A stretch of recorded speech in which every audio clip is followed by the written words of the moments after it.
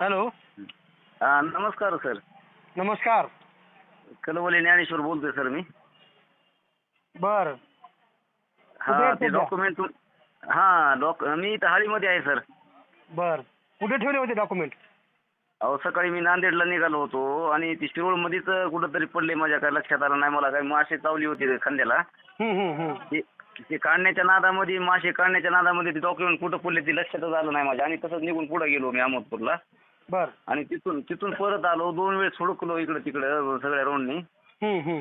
कुठंच सापडले नाहीत. नंतर तुमच्या मला फोन आला आमच्या गावाकडनं की असायला असं सरांकडे आहेत म्हणून. न्यूज बघितली वाटतं तुमची. बर. ह्याच्यातून मला सापडले ते, म्हणजे लक्षात आलं की तुमच्याकडे आहेत म्हणून. बरोबर. तुमचे सगळे मूळ कागदपत्र ओरिजिनल जे आहेत हो सर. सुखरूप माझ्याकडे आहेत. आणि विशेष म्हणजे श्रीराम फायनान्स मध्ये काम करणाऱ्या 2 कर्मचाऱ्यांनी ज्यांची नावं दस्तगीर पठाण आणि भीमराव आडे या 2 कर्मचाऱ्यांनी माझ्याकडे ठेवले आहेत.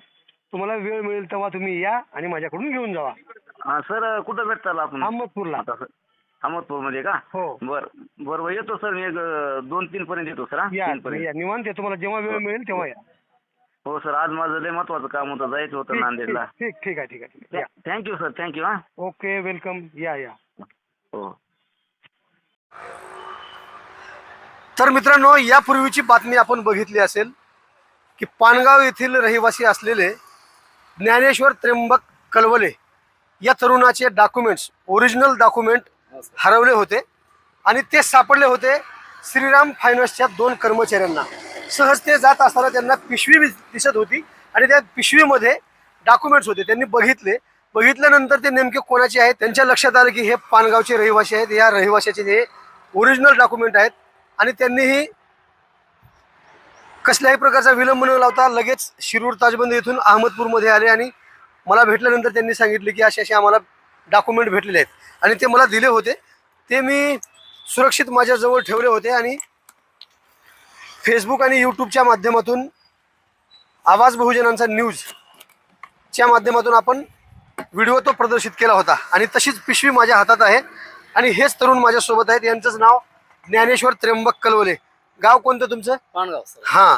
तर कसं हरवली होती तुमची पिशवी? ते काय झालं असं, मी निघालो होतो कॉलेजसाठी.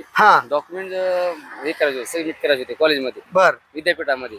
तर असं झालं की मी शिरूळ पास केल्याच्या नंतर शिरूळमध्येच मला एक माशी चावली मोहळाची.